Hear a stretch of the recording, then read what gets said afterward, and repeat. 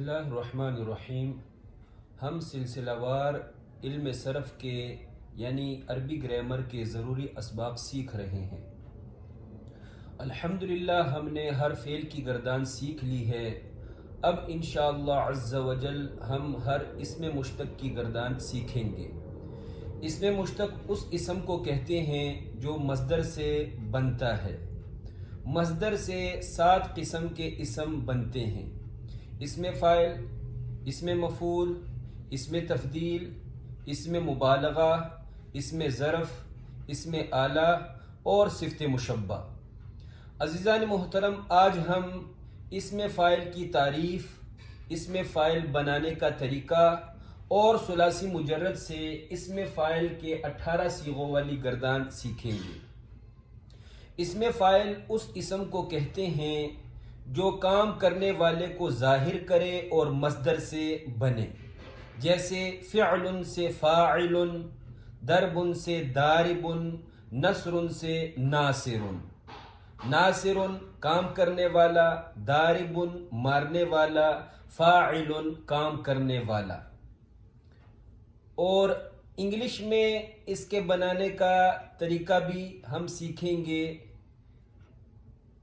عربی میں بھی سیکھیں گے، پشتو میں بھی سیکھیں گے، اردو میں بھی اس میں فاعل بنانے کا طریقہ سیکھیں گے۔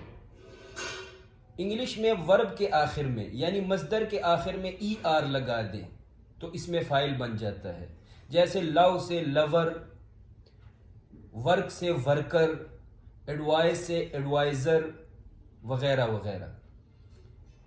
پشتو میں مصدر کے آخر میں واو ساکن اور لفظ والا بڑھا دیں، اس میں فاعل بن جاتا ہے، جیسے مینا کول سے مینا کولو والا، خونا کول سے خونا کولو والا، کار کول سے کار کولو والا۔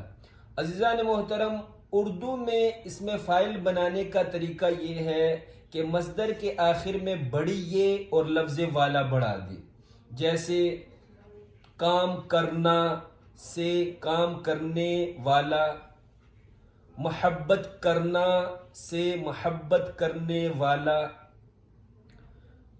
دوڑنا سے دوڑنے والا۔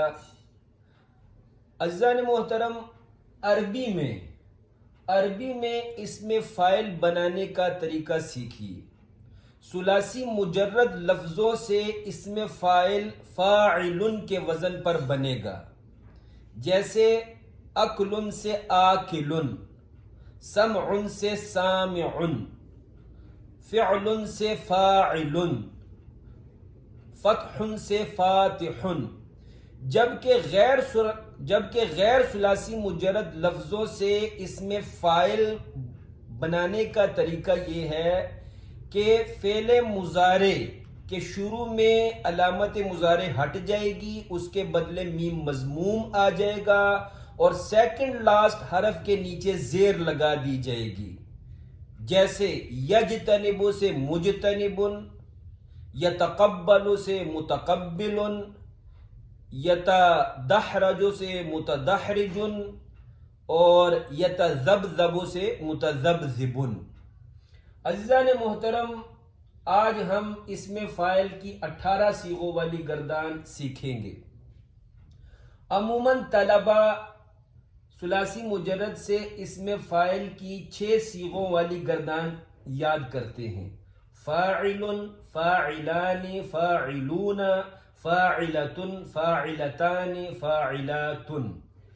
لیکن ہم 18 صیغوں والی گردان، حقیقتاً ثلاثی مجرد سے اسم فاعل کے 18 صیغوں والی گردان آتی ہے، یہ ہم سیکھیں گے۔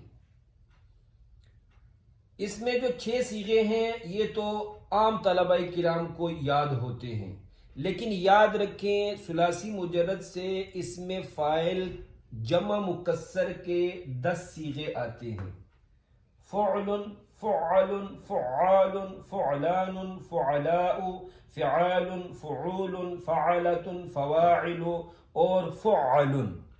یہ 10 صیغے ثلاثی مجرد اسم فاعل جمع مکسر کے صیغے ہیں، اور 2 صیغے فویعل تھوڑا کام کرنے والا ایک مذکر اور فوائعلتن تھوڑا کام کرنے والی ایک مؤنث. یہ دو صیغے اس میں فاعل تصغیر کے ہیں. تصغیر کا معنی جب معنی میں چھوٹا پن پایا جائے، جب مطلب میں چھوٹا پن پایا جائے اس کو تصغیر کہتے ہیں.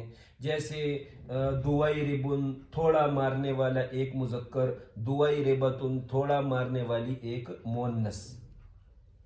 یہ 18 صیغے بنتے ہیں. یہ جو جمع مکسر کے 10 صیغے ہیں، علامہ سیوطی نے بڑی پیاری بات کی ہے.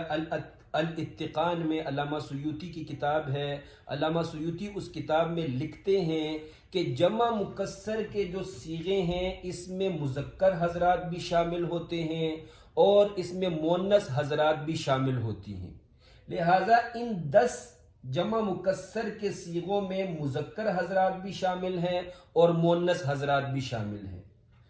اس لیے جب آپ فعلاء کے وزن پہ بناتے ہیں، مثلاً طلباء، تو طلباء کا مطلب فیمیل سٹوڈنٹس بھی ہیں اور میل سٹوڈنٹس بھی ہیں.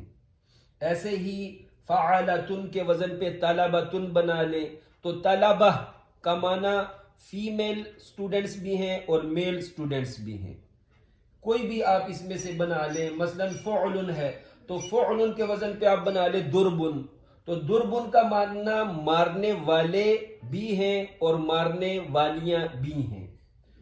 اسی طرح سمعن بنا لیں، سمعن کا معنی سننے والے بھی ہیں اور سننے والیاں بھی ہیں.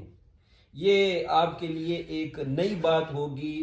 علامہ سیوطی نے یہ لکھی ہے الاتقان میں کہ جمع مکسر کے جو بھی صیغے ہیں، جمع مکسر کے صیغوں میں مذکر حضرات بھی شامل ہوتے ہیں اور مؤنث حضرات بھی شامل ہوتے ہیں.